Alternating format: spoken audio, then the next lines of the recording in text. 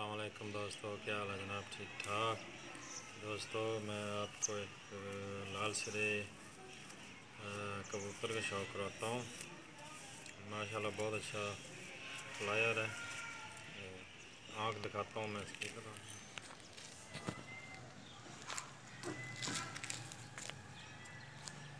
देखें जी इसकी आँख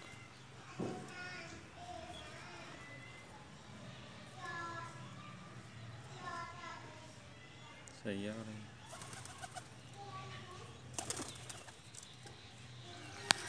ये इसका कुंदा है जी, पूरा कुंदा दिखा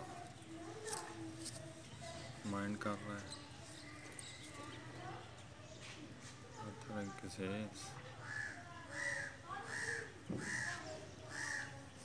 पूरा आ रहा है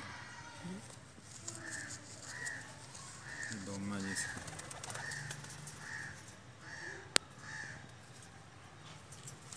ये जो पंजे है इसका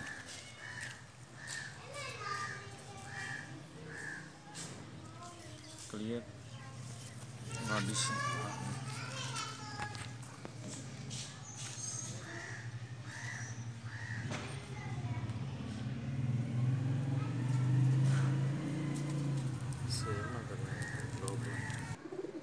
ये कबूतर था जी जिसका शौक़ कराया मैंने। लाखा इसको कहते हैं हम, लाल सिरा है। माशाल्लाह बहुत अच्छा परवाज़ी को पट्टा है, आस पर साफ है।